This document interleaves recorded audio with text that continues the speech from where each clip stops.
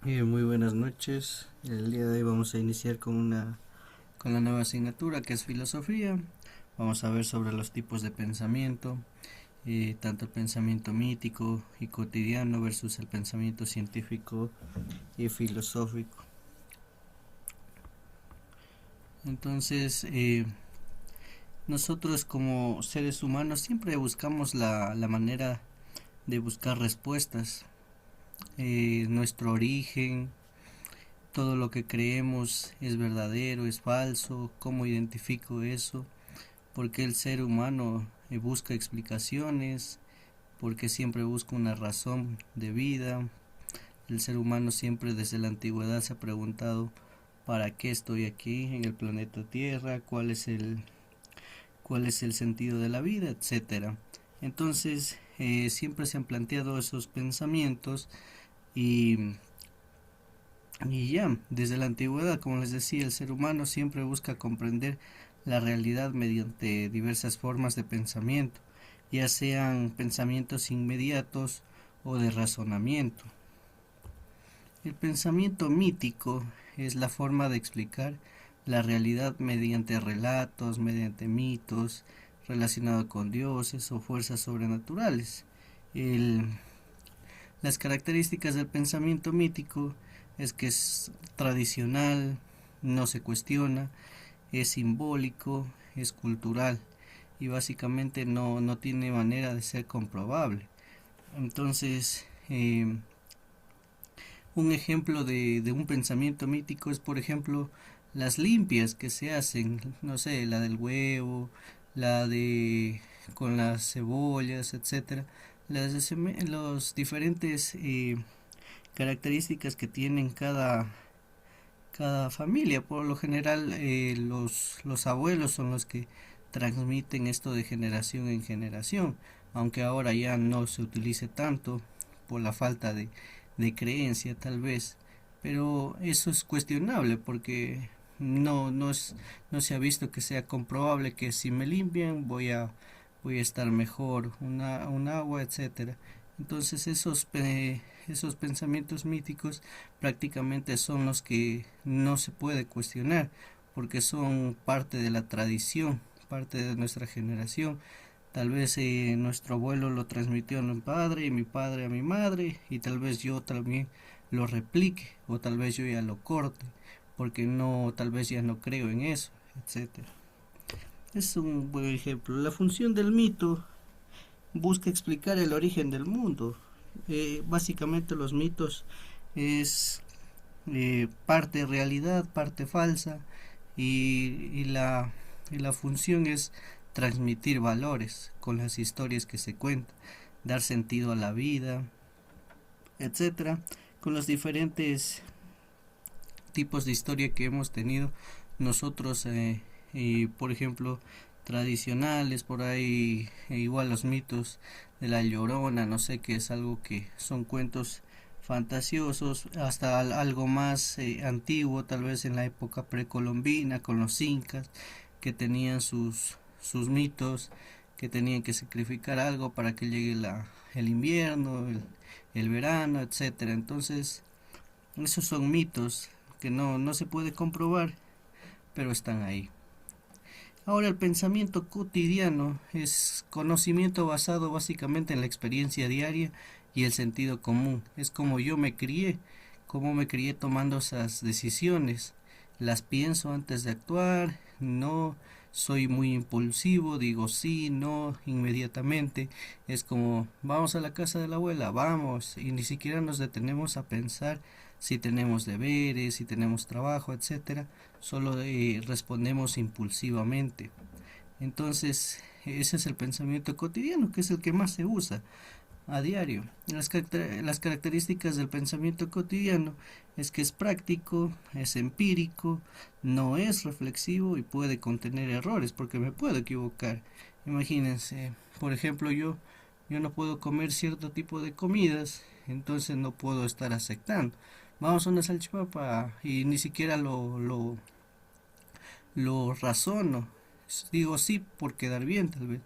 Eso es lo malo del pensamiento cotidiano. No es reflexivo, solo lo tomo por impulsos. Sí, vamos, bueno, vamos al cine, sí, de una. Entonces son decisiones rápidas y se puede cometer errores porque tal vez tenga otras cosas que hacer y es un mal momento para tomar esa decisión. El pensamiento científico, en cambio, busca explicar la realidad mediante la observación y la experimentación, es decir, busca explicar hechos, algo que ya esté comprobado. ¿Cuáles son las características de este pensamiento científico? Obviamente que es verificable, es sistemático, es objetivo y es comprobable. Eso es lo más importante, que es comprobable. Lo podemos comprobar y, y no hay más. Si es que eso es verdadero, lo va a hacer. No hay más necesidad de tal vez razonar, etcétera. Y por último tenemos el pensamiento filosófico, que sobre todo es para la reflexión racional y crítica sobre la realidad, la verdadera y del ser humano. Básicamente esto es ser críticos como persona, buscar la verdad, decir un buen argumento, no dejarme llevar por los impulsos, saber razonar sobre todo. ¿Cuáles son las características del pensamiento filosófico? Es crítico, es reflexivo, es racional y es argumentativo. Lo que más se resalta aquí es que es crítico y argumentativo. Yo tengo que argumentar, buscar fuentes, buscar algo verificable para dar una opinión crítica cierta. Entonces el mito y la filosofía siempre han estado un poquito unidas, pero el mito explica mediante relatos, es decir, se puede añadir cosas que sean falsas, no puede ser verificable. En cambio, la filosofía se explica mediante la razón, la filosofía busca la verdad, busca comprobar, entonces esa es la diferencia y, y en la época actual siempre buscamos razonar, pues, que las cosas sean ciertas y no esperar tal vez cosas que ya no funcionen, mitos sobre todo, cosas que puede haber funcionado antes pero ahora ya no.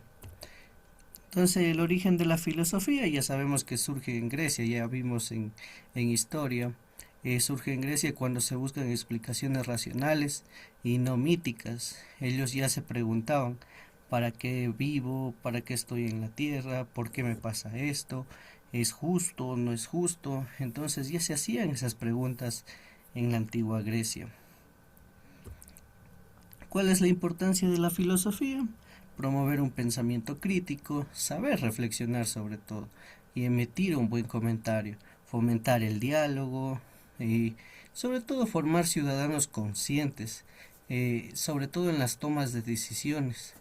Cada que yo deba tomar una decisión, debo ser consciente, sí, no lo acepto porque tengo tiempo, lo acepto porque ya acabé todas mis tareas, etcétera, pero si no, no debo aceptar. Entonces ahí debemos evitar el pensamiento mítico y más buscar el pensamiento científico y filosófico, que es donde se promueve este pensamiento crítico que nos ayuda a razonar. Primero pienso y luego actúo. Entonces, eso es formar ciudadanos conscientes. Un ejemplo actual, por ejemplo, un mito es las supersticiones. Tal vez sigan creyendo, no sé, en los chamanes que curan, los que lean cartas. Hay personas que siguen creyendo en eso porque tal vez los influenciaron de generación en generación, ¿ya? Pero ya se va perdiendo. Opiniones comunes, sería el pensamiento cotidiano, es algo, decisiones que tomamos en la vida diaria, decisiones rápidas, por ejemplo, no sé, en el trabajo. ¿Quién se encarga de hacer, no sé, una cartelera? Y alguien de una, yo, ¿ya? Y lo dice inconscientemente, no lo razonó, ¿ya? Ese es un pensamiento cotidiano. La tecnología que ya está en nuestra vida diaria es algo científico y los debates éticos que son los filosóficos, la toma de decisiones correctas. Entonces, en resumen, el pensamiento humano evoluciona del mito a la razón para comprender la realidad. Y el ser humano ha dejado atrás las clases de mitos y ha dejado atrás esas creencias que a veces son muy empíricas y han llegado a la razón, a buscar hechos sobre todo, que yo sepa que funcione porque ya está comprobado.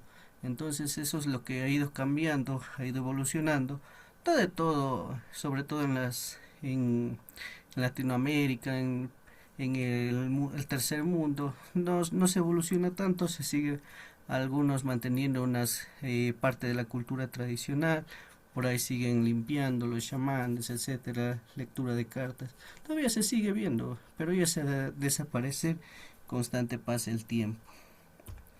Entonces, de debercito, usted tiene que elaborar un cuadro comparativo entre los tipos de pensamientos que vimos. ¿Ya? Hay más que sea, me pone cuál le llamó la atención más. Porque sí es interesante cómo pensamos como personas. ¿Ya? Ese es el debercito. Y nos veríamos el día de mañana. Y ya les subo a la plataforma el debercito. Que tengan una excelente noche.